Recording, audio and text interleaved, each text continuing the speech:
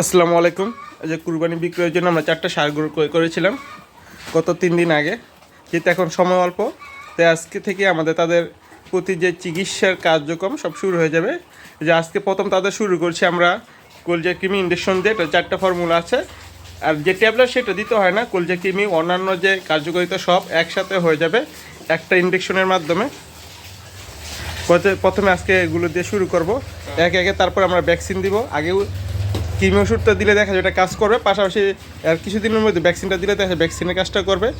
সবার কাজ শুরুতে কাজ হচ্ছে গরু এনে ভ্যাকসিন দেওয়া, কিন্তু যেহেতু সময় কম তাই আজকে আমরা কৃমি দিয়ে শুরু করছি। তারপর 2 দিনের ভিতরেই আমরা এখন ভ্যাকসিন দিয়ে দেবো। একে একে যে প্রথম কোনটাকে দেবো, এটাকে লালুকে। যেহেতু আমাদের ক্যামেরাম্যান নেই তাই নিজেরা যেহেতু কাজ করি, অনেক ভিডিও আপনাদের দেখাতে পারি না। যেহেতু খামার ভর্তি গরু কিন্তু লোক নেই, আমি আর আমার একজন কর্মচারী দুইজনে আমরা 25টা গরু সামলাই, যার কারণে সময় পাওয়া যায় না।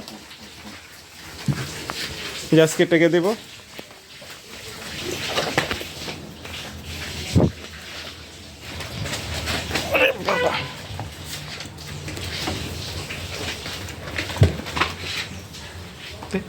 দে দে দে,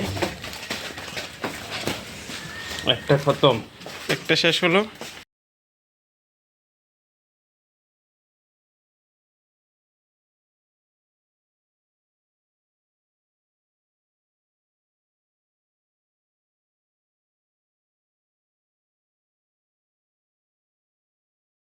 আমার পানি দিয়ে ঠান্ডা করে দেবো শরীর। এর কারণ হচ্ছে গিয়ে এটা দিলে অনেক জলে শরীরে জ্বালা পোড়া করে, যার কারণে দেখা যায় যে পানি দিলে শরীরটা কিছুটা ঠান্ডা হয়।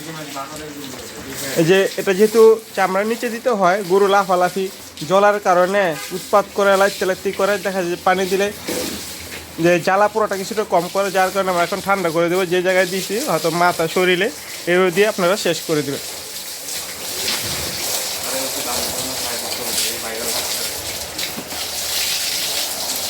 এই যে আমাদের দুই পাশে এখানে গাভী থাকে এই ঘরে, তারপরে ওই পাশে ওই ঘরে।